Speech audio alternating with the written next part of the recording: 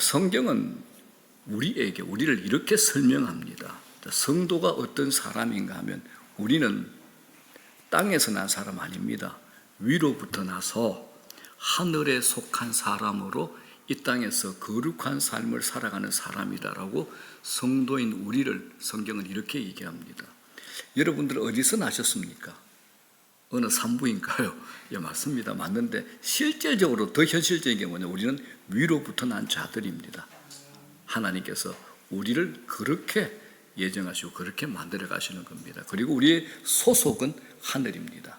그리고 이 땅에서 거룩한 삶을 살아가는 사람, 이걸 성도라 그럽니다.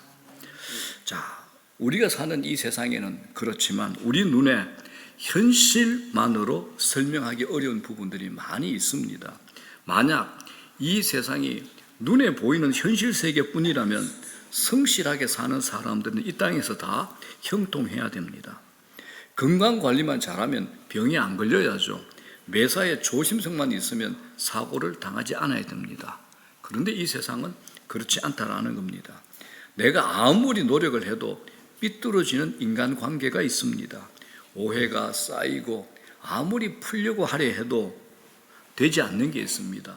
이걸 성경이 어떻게 말씀하시느냐 하면 우리 눈에 보이는 세계 외에 영적 세계가 있다라고 얘기를 합니다. 자, 미국의 베트남 전쟁을 아실 겁니다. 베트남 전쟁이 시작된 지 얼마 되지 않아서 알산토리라는 전쟁을 취재하는 종군 기자가 베트남 전쟁에 참여하기 위해서 미국에서 온 신병들이 이제 전쟁터에 도착한 그 모습을 책을 통해서 자세히 알려준 게 있습니다. 그 내용이 많은 사람들에게 큰 충격을 주었습니다.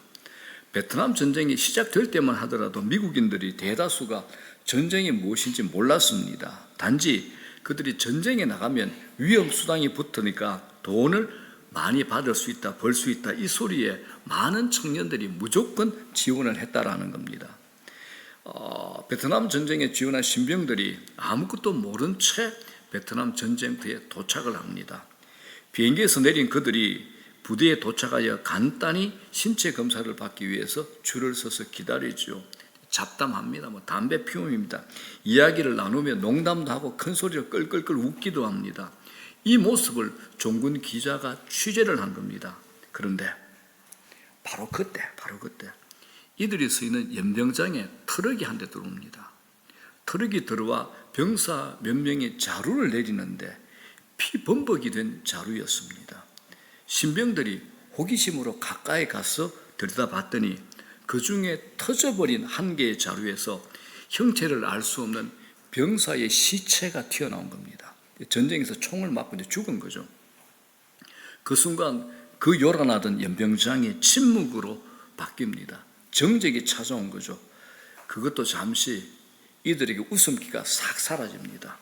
어떤 신병은 두려움에 사로잡혀서 벌벌 떨고 어떤 병사는 엉엉 울고 또 어떤 이는 갑자기 땅에 엎드려 기도하기 시작합니다. 하나님을 찾습니다. 아무것도 모른 채 전쟁에 참여한 신참 병사들에게 얼마나 충격적인 시작이었을까요? 충격이죠. 그런데 사랑하는 여러분, 우리가 사는 세상 가운데 눈에 보이지 않는 영역이 이러하다라고 성경이 우리에게 지금 말하고 있는 겁니다. 우리 그리스도인도 전쟁터에 와 있다라는 거죠. 그리스도인들이 싸워야 하는 전쟁은 눈에 보이지 않는 영적 전쟁이라고 말을 합니다. 오늘 우리가 보고 있는 이 에베소서는 전체적으로 구성이 이렇게 되어 있습니다. 제일 처음에 1장을 보게 되면 하나님의 위대하신 구원교회, 그리고 그리스도 안에서 우리의 재창조, 교회의 존재와 목적, 성도가 된 우리의 일상생활, 모든 게 다 담겨 있습니다. 하나님의 일하심, 당신의 자녀로 삼으신 우리들의 재창조, 그리고 교회, 우리의 삶, 모든 것이 빠짐없이 우주적인 것부터 아주 세미한 우리들의 삶까지 에베소서에 다 담겨 있습니다. 그러므로 이제 결론으로 빠뜨릴 수 없는 사항을 에베소서 마지막 부분 6장 10절에 이렇게 지적을 합니다. 10절에 뭐라고 합니까? 끝으로. 저 문장에서 제일 중요한 단어가 뭘까요? 끝으로입니다. 끝으로. 이 끝으로라는 말이 무슨 말입니까? 빠뜨릴 수 없어 마지막으로 해야 될 제일 중요한 말이 있다, 표현이 있다라는 겁니다. 그게 뭡니까? 끝으로 너희가 주 안에서와 그 힘의 능력으로 강건해야 되는데, 그게 뭐냐면 11절에 다 같이 시작. 마귀의 관계를 능히 대적하기 하나님의 전신갑주를 입으라. 우리의 씨름은 혈과 육을 상대하는 것이 아니요 통치자들과 권세들과 이 어둠의 세상 주관자들과 하늘에 있는 악의 영들을 상대함이라 합니다. 그래서 10절에서 바울이 끝으로라고 말하는 것은 그동안 가르쳐온 모든 진리와 연결되는 무엇인가가 있는데, 그게 뭐냐? 마귀의 관계가 있다, 영적 전쟁이 있다라는 것을 우리에게 얘기하고 싶은 겁니다. 성경 에베소서는 두 가지 세계를 보여줍니다. 하나님 나라와 세상 나라, 하나님이 통치하시는 나라와 마귀와 통치하는 나라, 이 두 세상이 있다라고 우리에게 가르칩니다. 그래서 2장에서, 에베소서 2장에서 마귀의 존재를 이렇게 얘기합니다. 공중의 권세 잡은 자, 불순종의 아들들 가운데서 역사하는 양, 이렇게 정의를 내립니다. 그리고 분노에, 우리가 분노가 자주 올라오잖아요. 분노에 관한 얘기를 하면서 4장 27절에 뭐라 그럽니까? 마귀에게 틈을 주지 마라라고 합니다. 이 세상에는 마귀에 대한 두 가지 극단적인 존재가 있습니다. 첫 번째는 뭐냐? 마귀라는 존재를 인정하지 않는 부류가 있습니다. 아니, 이 시대가 어떤 시대입니까? 우리가 우주를 탐사하고 고도의 과학 문명이 발달한 이 시대에 무슨 귀신 같은 소리를 하느냐고, 그런 것은 없다라고 말하는 부류입니다. 또 하나의 극단은 마귀의 역사를 너무 지나치게 강조하는 부류입니다. 이들은 모든 것을 마귀와 연결해서 해석하려고 합니다. 자기가 술 중독인데 여전히 아침에 술을 먹으면서도 마귀가 자기를 꼬셨대. 이 마귀가 얼마나 억울하겠어요, 그죠? 야, 내가 한 거 아니냐, 이럽니다. 매사에 마귀하고 연결시키는 거죠. 감기에 걸렸는데 귀신에 들렸다고 하는 분도 봤습니다. 이 너무 극단적입니다.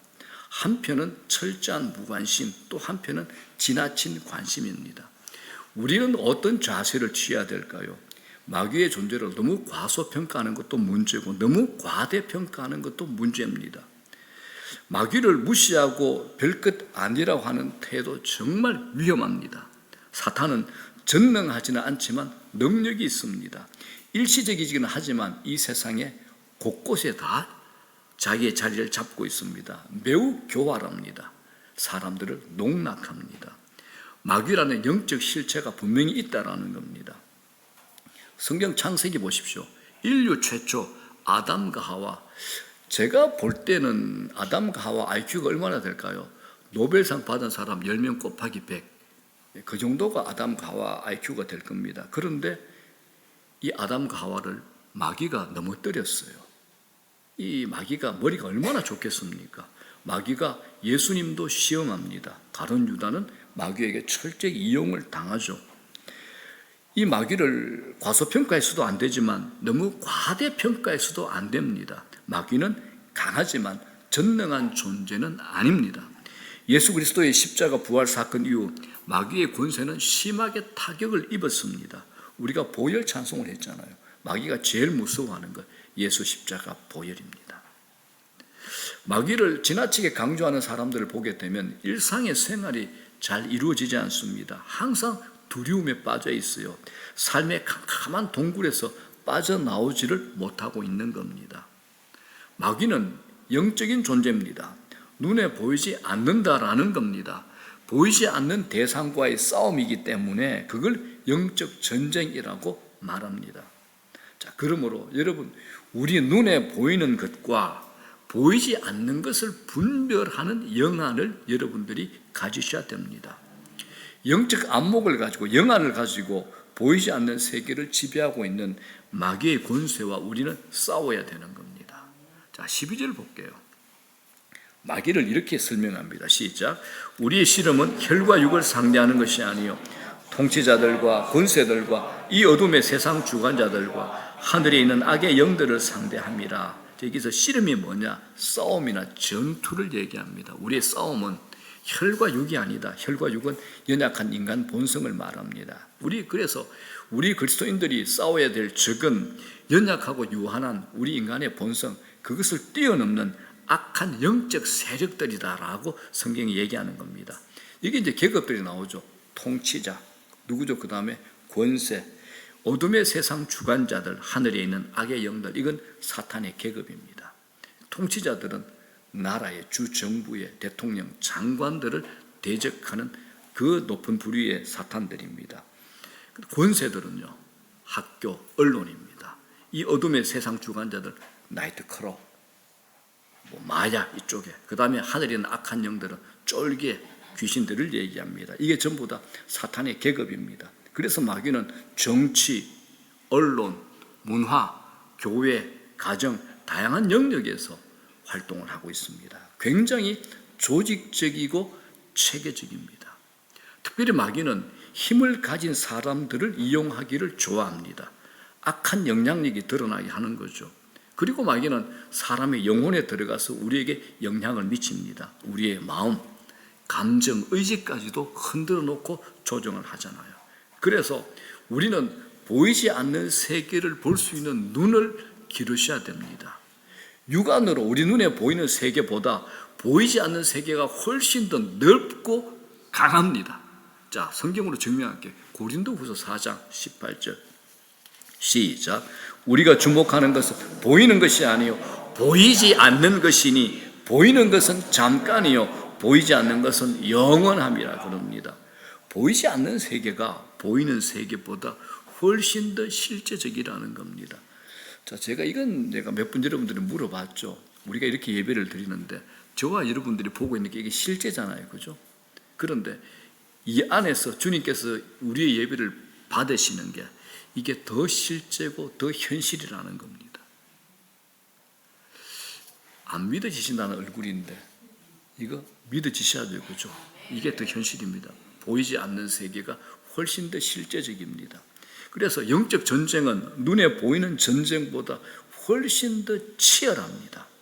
사탄은 끊임없이 자기 세계를 확장하기 위해서 하나님과 하나님의 교회와 하나님의 백성들을 대적하고 공격합니다. 세상의 모든 역사, 조직, 국가에까지 사탄은 영향을 미치려고 하고 있습니다.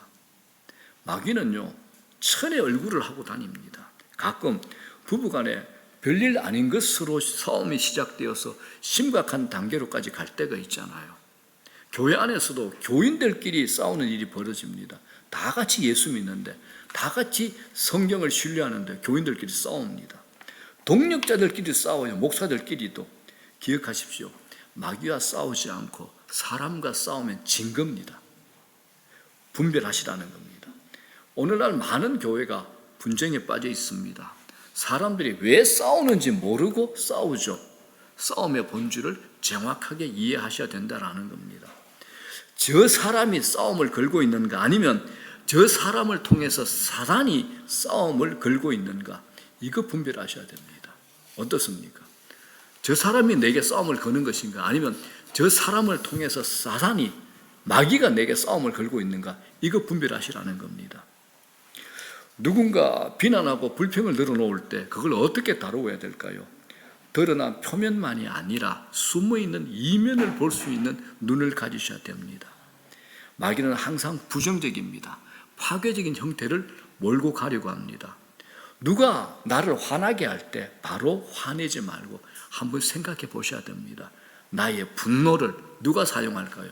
마귀가 사용할 수 있다는 겁니다. 내가 알지 못하는 가운데 내가 사탄의 도구가 되어버리는 겁니다.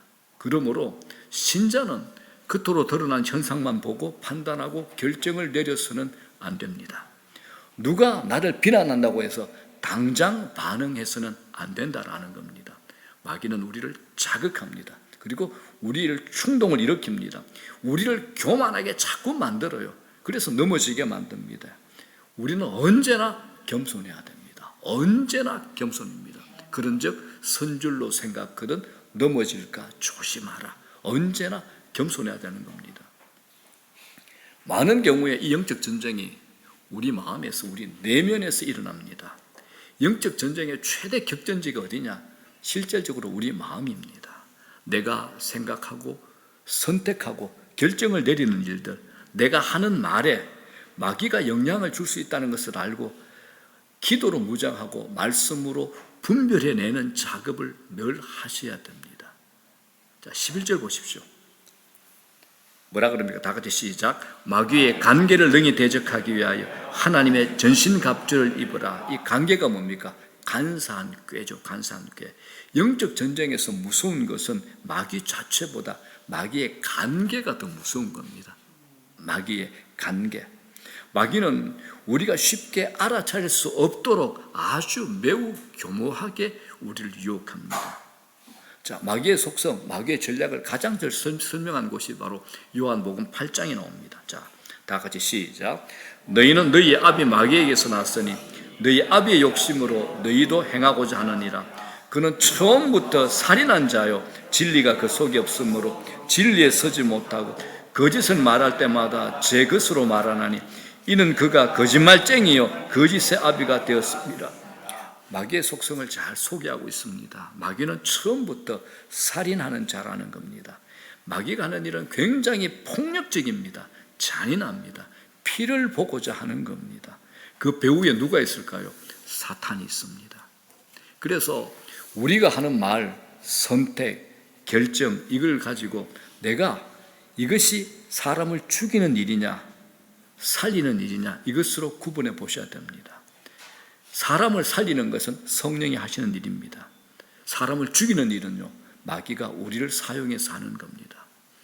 겉으로 드러나는 옳은 말일지라도 그 말이 사람을 죽이는 말이냐 살리는 말이냐 구분해서 말하셔야 됩니다. 이런 분이 있죠. 말은 다 옳아 틀리지 않는데 참 들으면 기분 나쁘고 불쾌한 말이 있습니다. 있잖아요. 살리는 말 하셔야 됩니다. 이런 말을 누가 잘하느냐? 집에서 아버지들이 자식들한테 잘합니다. 우리 아빠 말은 다 맞아. 그때 들었는데 별로 공감이 안 가고 성질이나 우리 애들이 다 그러잖아요. 아마 우리 혜린이도 그랬었고 민호도 저한테 그랬을 겁니다. 목사님 전도 뛰는데 뭐 오죽하겠습니까? 그러므로 여러분 생각이 밀려올 때 하나님으로부터 온 생각인지 마귀로부터 온 생각인지 분별해내셔야 됩니다. 마귀가 주는 생각을 그대로 받아들이면 마귀로부터 농락을 당하는 거죠. 또 다른 마귀의 속성이 뭡니까? 거짓말입니다. 거짓말. 마귀는 에덴 동산에서부터 누굴 속였습니까? 아담과 하와를 속였습니다. 거짓은 마귀의 통치 수단입니다. 사람들을 거짓과 허구 속에 살도록 이끌어가는 겁니다. 그리스도인이라면 정직한 영을 달라고 기도하셔야 됩니다. 주님 내게 정직한 영을 달라고 기도하셔야 됩니다. 정직하셔야 됩니다. 마귀가 공격할 때, 교회를 공격할 때 교회들이 왜 무너지는지 모르고 무너지는 교회가 허다합니다. 왜 무너지는지, 우리 교회가 왜 이렇게 되는지. 아니 우리는 하나님 믿는데 예배 드리는데 교회가 왜 이래? 그리고 무너지는 경우가 허다합니다. 원인을 알지 못하는 가운데 분열에 휩싸인다는 겁니다. 이런 영적 전쟁에 무지한 교회들이 의외로 많습니다. 마귀는 거짓 진리로 이끕니다. 여러분 알잖아요. 가짜가 진짜 같을 때 사람들이 분별하지 못하는 것.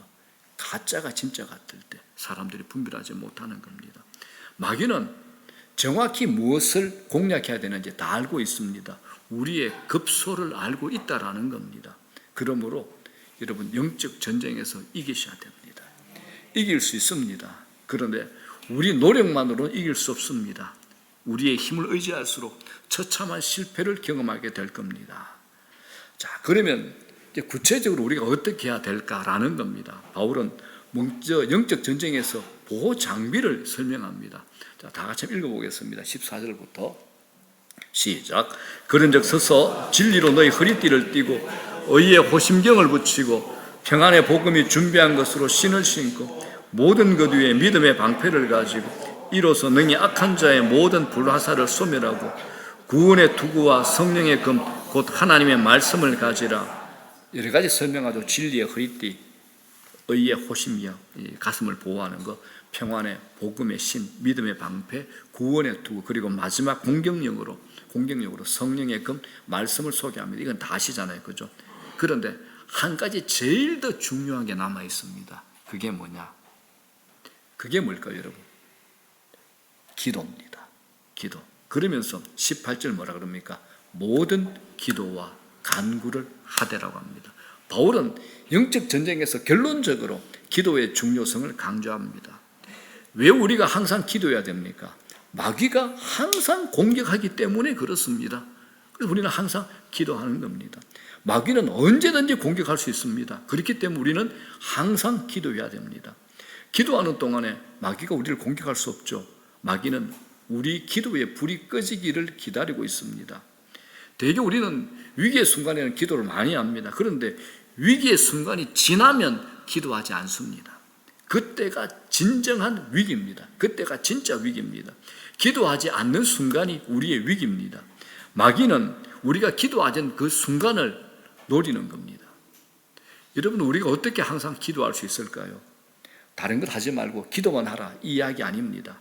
기도하는 마음으로 일상을 살아라는 겁니다. 우리가 하루 종일 멈추지 않고 하는 게 있죠. 생각하는 겁니다. 그런데 여러분, 어떤 생각이든 그 생각을 기도로 바꿔보십시오. 우리 생각을 잘못 다루면 위험해지잖아요. 마귀가 우리 생각을 공격합니다. 그래서 어떤 것이든 기도를 통해서 하나님께 가지고 나아가는 겁니다. 무슨 일이 일어나든지 그걸 기도의 기회로 삼아 보십시오. 무슨 일이 일어났을 때 그것을 기도로 이어나가셔야 됩니다. 하나님, 도대체 이게 무슨 일입니까? 이 일을 통해서 하나님께서 말씀하시는 것이 무엇입니까? 모든 상황 속에서 기도해 보시라는 겁니다. 이게 항상 기도하는 겁니다. 우리 스스로 마귀와 싸워서 이기기 어렵습니다. 혈과 육을 가지고 싸우려면 집니다. 홀로 싸우려고 하면 안 됩니다. 기도해야 됩니다. 기도할 때 강해집니다. 기도할 때 마귀와 싸울 수 있는 에너지를 공급받습니다. 그리고 또 있습니다. 두 번째, 이 말씀의 두 번째, 기도를 하되 성령 안에서 기도하는 겁니다. 자, 18절 뒤에 말씀 연결되어 있습니다. 시작. 모든 기도와 간구를 하되 항상 성령 안에서 기도하고. 기도에 있어서 성령의 도우심은 아무리 강조해도 부족합니다. 기도를 어려워하는 사람들이 있습니다. 이유가 무엇일까요? 기도는 영적인 일이기 때문에 그렇습니다. 눈에 보이지 않는 하나님과 소통하는 일이기 때문에 쉽지 않습니다. 그런데 기도는 하나님과의 교제입니다. 기도는 우리 힘으로 하는 것 한계 있습니다. 성령의 도우심이 절대적으로 필요합니다. 기도의 불을, 내 마음의 기도의 불을 성령이 지펴주십니다. 기도는 우리 정신세계의 일, 혼의 일을 넘어서는 거죠. 우리가 무슨 기도를 해야 하지 알지 못할 때 성령께서 그 기도를 가르쳐 주십니다. 로마서 8장 28절, 26절 시작.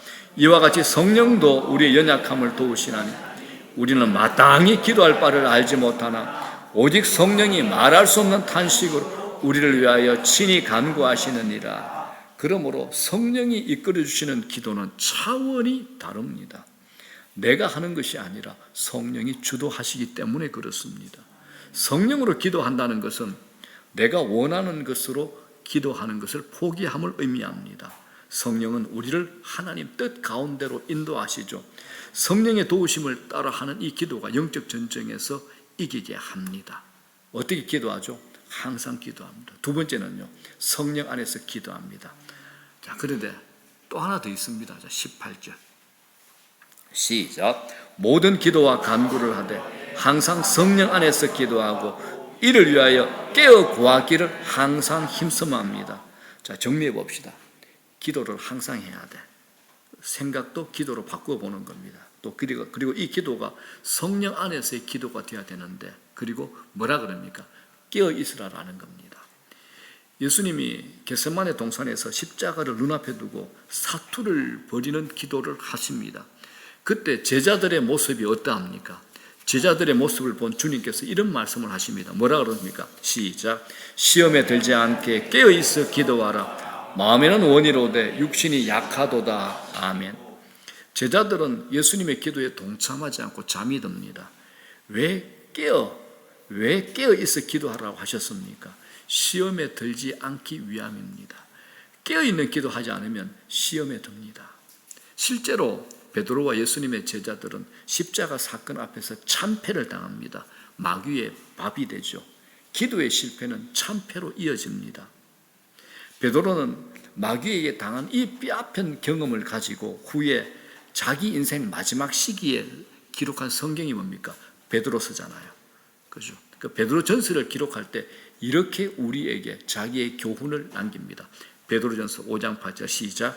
근신하라, 깨어라. 너희 대적 마귀가 우는 사자같이 두루 다니며 삼킬 자를 찾나니. 이 말씀 이해가 되십니까? 자기의 실패가 이 말씀 속에 담겨 있는 겁니다. 마귀가 삼킬 자를 찾아다닌다라는 겁니다. 누가 마귀의 밥입니까? 깨어 있지 않고 자는 자들입니다. 마귀는 좋을까요? 안 좋을까요? 마귀는 졸지 않습니다. 마귀는 우리가 영적으로 잠들기를 바라고 있습니다.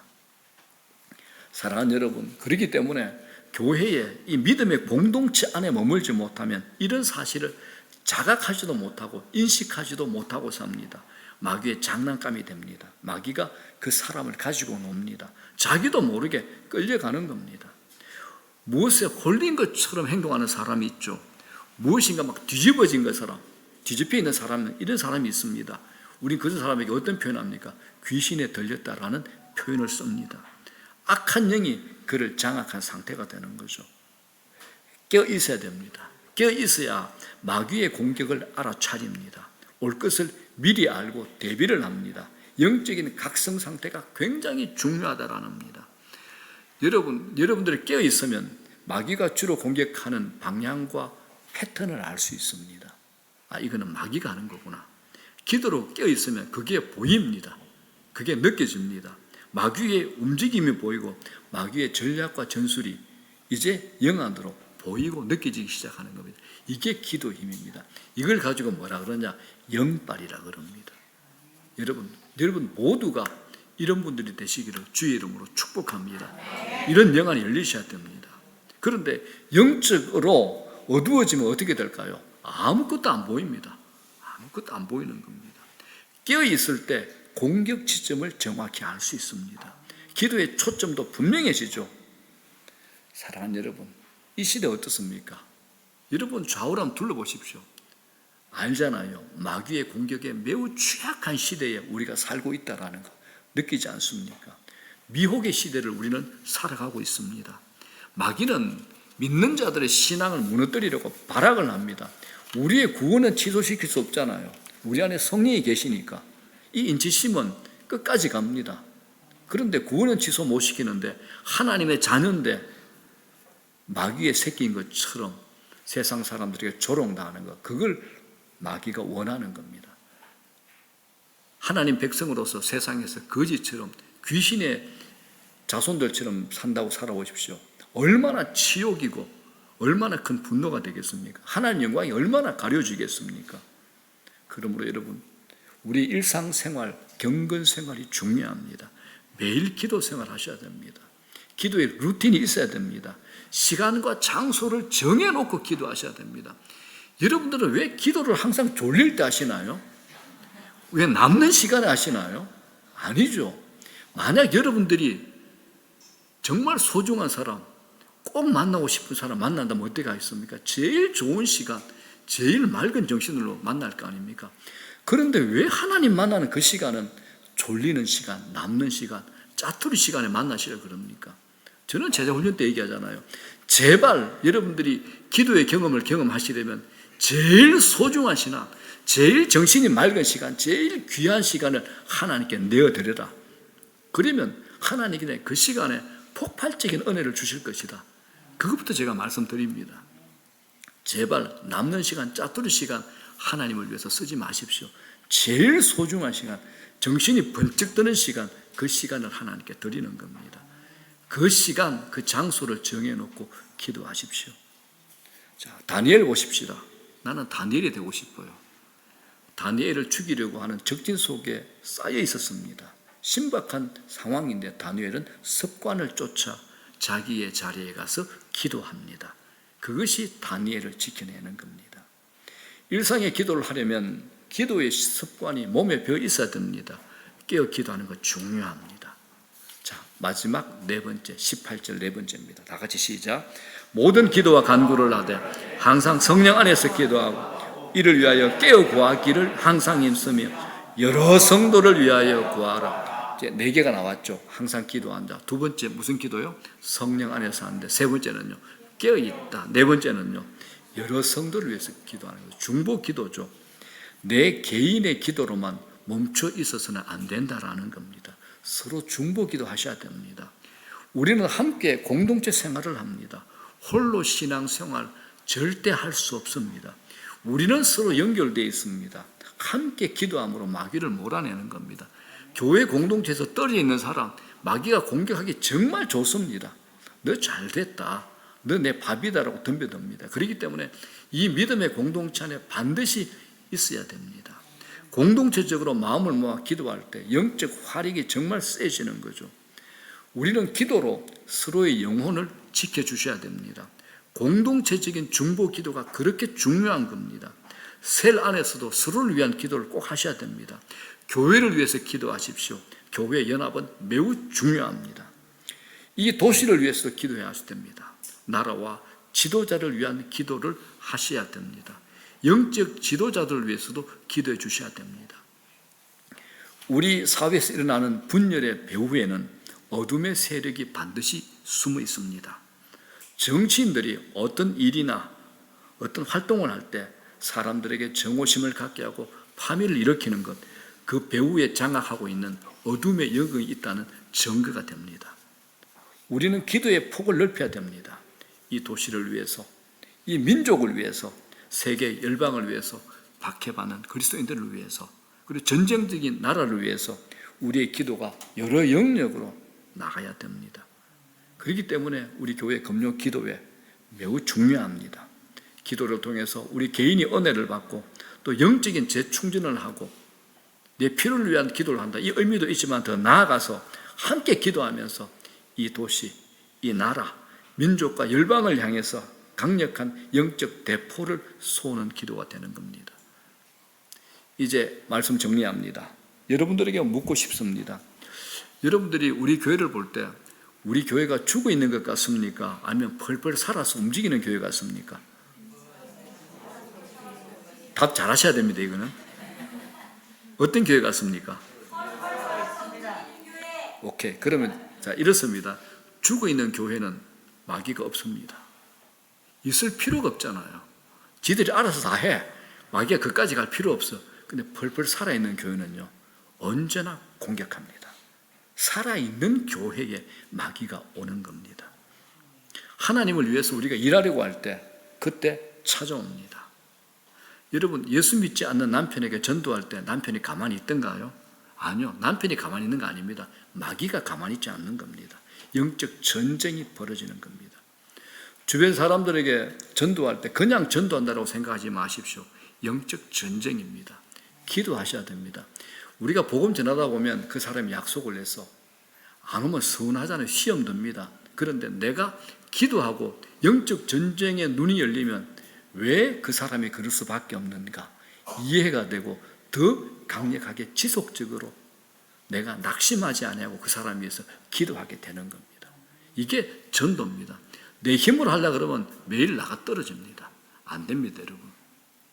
마귀는 하나님 나라가 임하는 것을 그대로 두지 않습니다. 자기의 영토가 줄어들잖아요. 하나님의 백성들을 공격합니다. 그러므로 두려워하지 맙시다. 우리가 이기는 길은 성령 안에서 늘 깨어 기도하는 겁니다. 그때 우리는 마귀와 싸워 이길 수 있습니다. 사랑하는 여러분, 영적 전쟁의 치열한 마지막 시대를 우리가 지금 살아가고 있습니다. 날마다 성령 안에서 우리 모두가 깨어 기도함으로 승리하는 저와 여러분 되시기를 주의 이름으로 축원합니다.